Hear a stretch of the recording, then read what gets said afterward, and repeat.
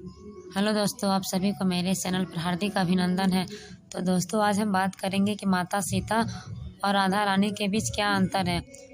चैत माह की शुक्ल पक्ष की नवमी को श्री राम और वैशाख माह के शुक्ल पक्ष की नवमी को श्री सीता जी ने जन्म लिया था। दूसरी ओर भाद्रपद की कृष्ण पक्ष की अष्टमी को श्री कृष्ण ने और भाद्रपद की शुक्ल पक्ष की अष्टमी को श्री राधा रानी ने जन्म लिया था।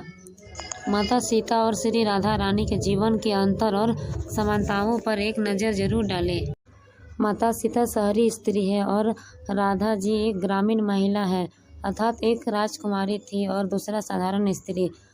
राधा को रानी कहा जाता है जबकि सीता माता को माता कहा जाता है। माता सीता प्रभु की पत्नी और सेविका है और राधा जी प्रेमिका है। माता सीता ने पत्नी धर्म निभाया तो राधा ने प्रेमिका का धर्म निभाया। माता सीता की अग्नि कसौटी है परंतु श्री राधा जी की कोई अग्नि कसौटी नहीं है, परंतु श्री राधा निरंतर विरह की अग्नि में जलती रहती थी। माता सीता ने प्रभु के लिए कभी भी कठोर शब्द प्रयोग नहीं किए, परंतु श्री राधा रानी ने प्रेमवश कठोर शब्द भी कहे और उन्हें डांटा भी। माता सीता श्री राम की तरह ही सहज थी, परंतु श्री राधा रानी श्री कृष्ण की तरह ही थी। राधा प्रेम में नाचती और गाती थी, परंतु माता सीता ऐसा नहीं करती थी। दोनों का जन्म निराला है, माँ के गर्भ से नहीं जन्मी थी। राधा रानी और माता सीता दोनों का जीवन विरह में बीता। दोनों ही देवी लक्ष्मी का अवतार थी, दोनों ही देवियाँ थी। दोनों ने अपने प्रिय के सामने ही अपना देह त्याग दिया था। सीता माता धरती में समा गई थी तो राधा ने द्वारिका में कान्हा की बंसी सुनते ही देह छोड़ दी थी। दोनों को ही अपने प्रिय का वियोग सहना पड़ा था। माता सीता हरण के बाद श्री राम और सीता को वियोग सहना पड़ा और जबकि रावण वध के बाद दोनों अयोध्या लौटे तो माता सीता को घर छोड़कर वाल्मीकि आश्रम में रहना पड़ा था और बाद में वह धरती में समा गई थी।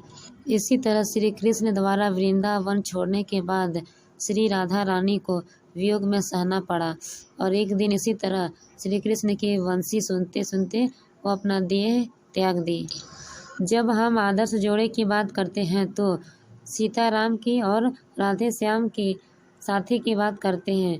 एक शादीशुदा जोड़ा है और दूसरा प्रेमी जोड़ा है। एक विवाह के दृश्य धागे से बंधा है जिसे समाज स्वीकृत करता है और दूसरा बिना किसी सामाजिक स्वीकृति के प्रेम के दृश्य लेकिन मजबूर खतरे से बंधा है।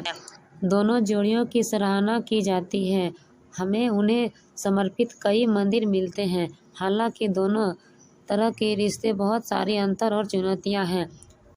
माता सीता को श्री राम ने स्वतंत्र रूप से नहीं चुना था। विवाह में माता सीता का हाथ थामने में एक शर्त शामिल था।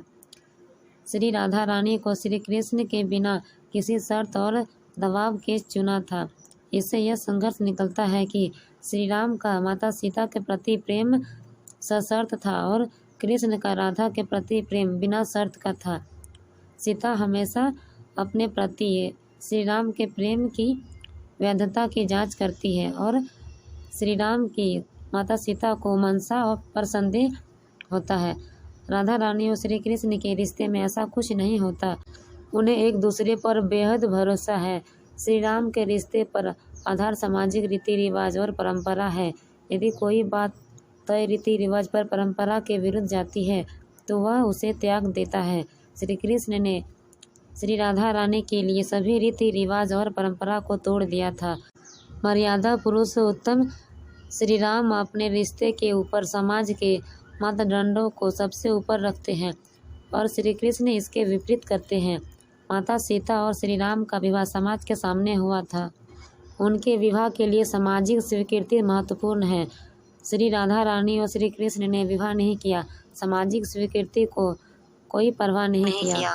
वर्ण निर्वासन के दौरान माता सीता स्वर्ण मग की खाल पाने के लिए जिद्दी हो जाती है, जो एक धोखे के अलावा और कुछ नहीं था।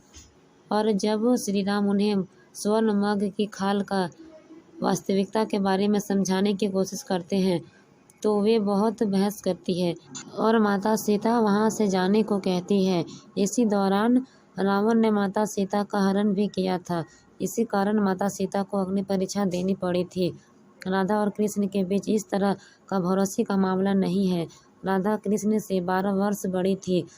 उनके पवित्र और पवित्र प्यार के रिश्ते के लिए उम्र, रंग आदि कोई मायने नहीं रखता था। हमारा समाज राधा और श्री कृष्ण के अद्भुत प्रेम का महिमा मंडल करता है, लेकिन हमारे समाज में अगर कोई राधा रानी और कृष्ण जैसा रिश्ते में रहना चाहता है तो उसे यह मंजूर नहीं है।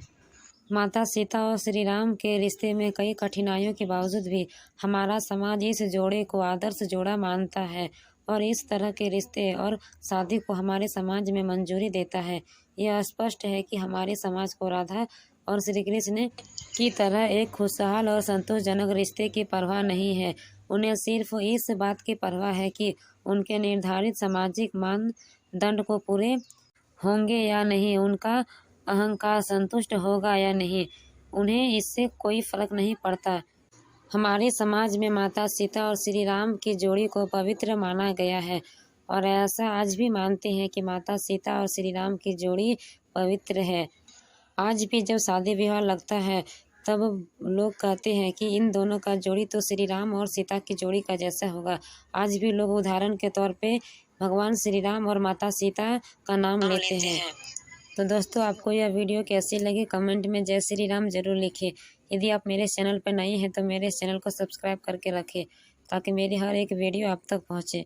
तो दोस्तों, फिर मिलेंगे एक नई वीडियो के साथ। Thank you.